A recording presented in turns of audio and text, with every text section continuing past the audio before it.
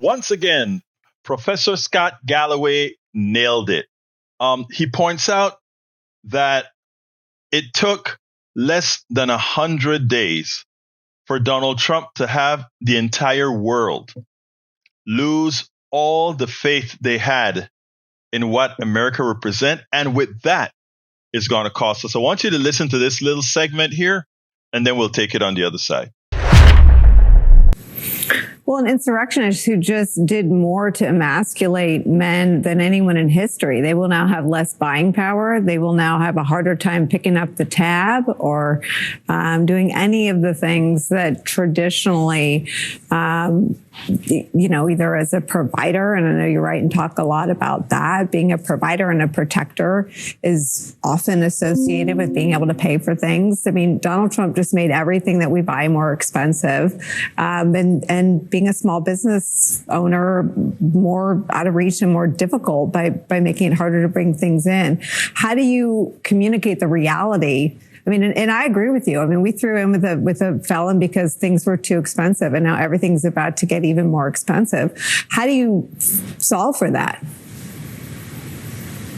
It's a correct question. I want to agree. I think the Republican Party has probably been the best marketers in the world. It's not easy for a party that largely represents the interests of the top 1% to convince the bottom 99 that they represent their interests. And if you look at the cuts being made to the government, they disproportionately affect red states. So the ability to be elected by a populace who will disproportionately register the downside of these policies is an incredible marketing trick. And you're absolutely right. Everything is about to get probably more expensive for everyday consumers. A tariff increases the price of goods coming in. 88% of toys come from China. If it's a 145% tariff, 90% of households are budget constrained. That means literally a third or half as many toys under the Christmas tree. And then the market for our products overseas declines because there will be reciprocal tariffs. These countries aren't, every country that's been levied with a tariff has responded with reciprocal tariffs. So our market for our products goes down. So what do you have? You have an economy that shrinks. In addition, what's even probably more damaging is that the American economy and stock market trades at a PE multiple of 26, meaning for every dollar of profits our amazing companies produce, we get $26 in wealth coming into the shareholders of those American companies. And the reason for that is a variety of things, ranging from the fact that America is more risk aggressive, we have more risk capital, we have great universities, we have incredible technology, but also we have consistency and we have rule of law. And those two things in just 100 days have been thrown out the window. And as a result, you're seeing essentially the flows of capital, both human and financial, into the U.S. that have benefited us tremendously in terms of low interest rates. And again, greater reward for that same dollar of earnings.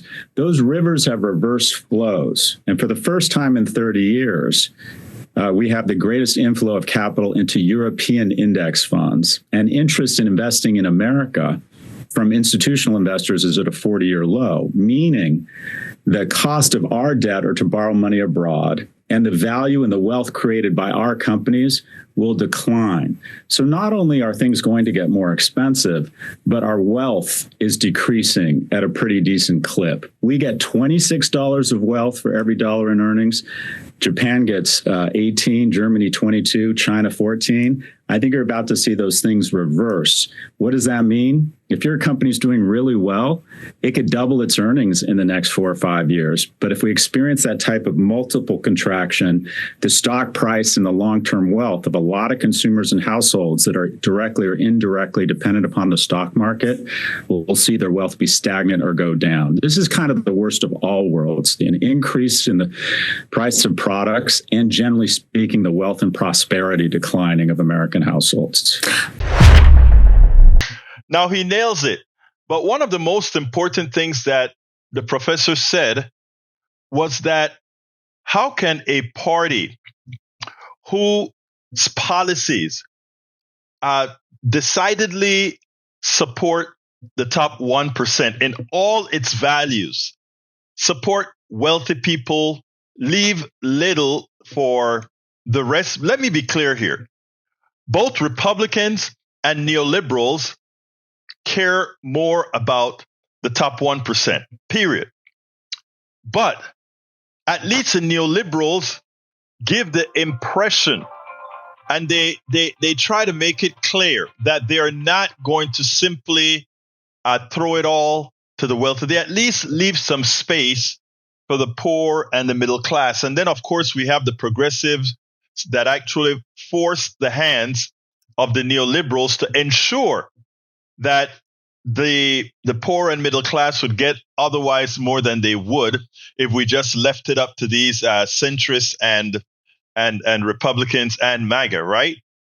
But the thing about it is, as the base of the new base of the Republican Party, which mostly comprise of the MAGA folks who are generally middle class or poor, how does a Republican Party with the policies that it's passing successfully market to these guys? I'll put it bluntly, they're damn good. And that is the one thing that progressives and Democrats need to learn how to do. And they can start with doing things like not central. We have Donald Trump putting the big plane out there for us to talk about.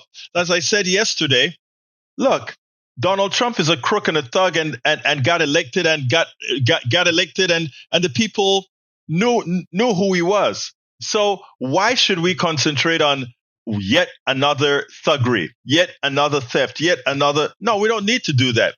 Yes, we need to mention it in passing, but start telling the Americans what we're going to do. So for every point that Professor Scott Galloway says there with regards to the middle class, the working class, MAGA, propose, say, let them know what you are going to do to make it better for them. Okay?